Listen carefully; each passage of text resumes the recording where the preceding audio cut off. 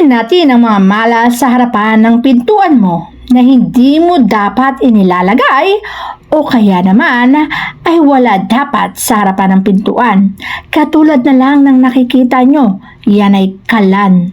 Ang apoy na direktang nakatapat sa pintuan ay magsisimula ng pag-aaway sa loob ng pamilya.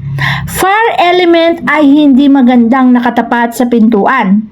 Pagbungad mo pa lamang at pagpasok sa pintuan, agaran ng iinit ang iyong ulo at magsisimula ng commotion at away sa loob ng bahay. Ayaw natin ang mga ganitong sistema sa ating tahanan. Kaya naman iwasan mo ang paglalagay ng apoy sa harapan ng pintuan. Para sa ganun, hindi agad mag-iinit ang ulo ng mga taong nakatira sa iyong tahanan. Ang ganitong pwesto ay iwasan. Bukod sa kalan ay iwasan mo rin na direktang nakatapat sa pintuan ang iyong higaan. Ang lugar kung saan tayo natutulog o nagpapahinga ay nagbibigay sa atin ng pagkakataon para ang buong maghapon na pagod ay alisin at mapalitan ng kaginhawaan. Ngunit paano na lamang kung ang pintuan at pintuan sa main door at pintuan ng bedroom ay magkatapat o kitang-kita ang higaan? Ito ay nagdudulot ng pagkabilisa sa sinumang taong nakahiga sa kama na yan. Ito rin ay magdudulot ng hindi magandang resulta. Kaya naman kung ikaw mismo ang natutulog sa higaan na yan na direktang nakatapat sa pintuan, mas mabuting ilihis o di naman kaya ay iwasan. Para sa ganun, maiwasan mo rin ang kamalasan.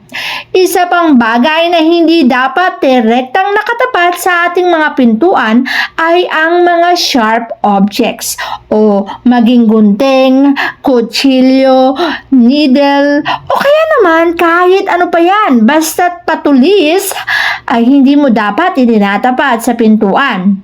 Ito kasi ay nagkukos ng negatibong enerhiya at ang pagkakaroon ng negatibong enerhiya ay makapagdudulot ng maraming kamalasan sa buhay.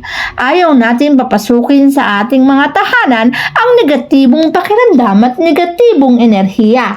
Kung kaya't ayaw natin ng ganitong sistema upang maiwasan natin ang kamalasan ay itago ang mga bagay na matutulis sa lalagyanan. Mapakahon, kabinet, basta't itago nyo yan. Nang sa ganon ay hindi ito nakatapat sa iyong pintuan upang hindi rin makapagdulot ng kamalasan. Siyempre, isa pang bagay na hindi mo dapat na itatapat sa iyong pintuan ay ang inyong hagdanan. Alam nyo ba na kapag ang hagdanan ay direktang nakatapat sa pintuan, ito ay magdudulot ng paglabas o pag-agos palabas ng iyong tahanan ng kaswertihan. Ibig sabihin, kapag ang swerte ay pumasok na sa loob ng tahanan at ang pintuan ay direktang nakatapat sa hagdanan, ang swerteng pumasok ay agaran ding lalabas. Kaya naman, mas mabuting ang bagay na to o pwesto ng hagdanan ay huwag itapat sa pintuan. Para sa ganon, anumang swerteng papasok sa loob ng ating tahanan ay mananatili at hindi aalis ng ating mga buhay. Nang sa ganon, ang blessing ay magpatuloy din sa ating tahanan. Kaya naman ang ganitong pwesto ng pintuan na direktang nakatapat sa hagdanan ay iwasan. Isa pang bagay na dapat mong iniiwasan ay ang mga salamin. Alam mo bang ang mga bagay na nadodoble sa salamin ay magre-representa rin ng pagkadoble. Kapag ang pumasok na enerhiya ay pumasok sa loob ng tahanan, kung ito man ay mabuti o masama, kapag pagbukas mo ng pintuan ay salamin agad ang mabubungaran, agaran itong tatama sa salamin kung kaya't lalabas agad sa iyong tahanan. Paano na lamang kung ang pumasok sa loob ng tahanan ay good energy o positive energy? Kapag tumama ito sa salamin, ay agad-agad din itong lalabas sa iyong tahanan. At ayaw na ayaw natin ng ganyang bagay. Ayaw natin ng kamalasan. Ayaw natin na ang blessing na papasok ay agaran ding lalabas. Ang gusto nga natin, kapag pumasok ang blessing ay manatili, kaya ito'y iwasan. Isa pang pintuan na hindi mo dapat inilalagay sa tahanan ay ang pintuan na magkakatapat. Ang magkakatapat na pintuan ay sinasabing lagus-lagusan. At kapag sinabi nating lagus-lagusan, ang swerte na papasok ay agaran ding lalabas ng iyong tahanan. Ito ay agarang lalagos sa iyong pintuan pabalik sa labas ng tahanan. Kaya naman kapag may swerte, lalabas din agad sa kabilang pintuan. Kaya wag mong hayaan na ang mga pintuan ay magkakatapat sa loob ng iyong tahanan. Ito kasi ay maaaring makapagdulot ng kamalasan. At ayaw na ayaw natin ng kamalasan sa loob at labas ng ating mga buhay. Kaya't ang bagay na to ay dapat nating iwasan. Iwasan para maiwasan din natin ang anumang kamalasan. Tandaan nyo, mahalaga sa loob ng tahanan na hindi rin nakikita ang CR pagpasok mo ng pintuan.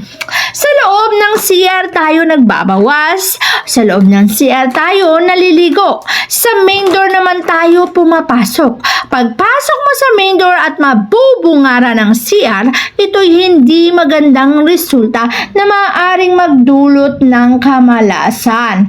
At ayaw naman natin na makapagdulot ito ng kamalasan. Ayaw natin na makapagdulot ito ng matinding kamalasan. Ayaw natin tayo ay malasin, kaya't iwasan mo na pagbukas mo ng main door ay CR agad ang mabubungaran. Pinaplush sa CR ang dumi kung saan maaari din itong ma-flush ang swerte na darating sa ating buhay. Sa ganap na mga bagay na to ay dapat nating iwasan para maiwas ang kamalasan. Isa pang bagay na hindi mo rin dapat itinatapat sa iyong pintuan ay ang inyong mga bintana. Ito rin ay tumutukoy sa tinatawag nating lagus-lagusan. Anumang pintuan ng main door at pagbukas mo ng main door may isa pang lagusan, ito'y magtudulot ng tinatawag nating lagus-lagusan. Kahit hindi man to pintuan, kung ito naman ay bintana, pagpasok ng positibong enerhiya ay agaran din itong lalabas ng iyong tahanan. Ayaw nating magresulta sa kawalan o pagkaubos ng kaperahan.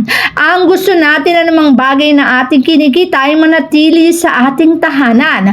Ngunit paano ito mananatili kung hinahayaan mo ang ganitong pwesto sa iyong tahanan? Kung pinapanatili nyo ang tinatawag na lagus-lagusan, kung saan anumang swerte ay lalabas din, kaya dapat na iwasan.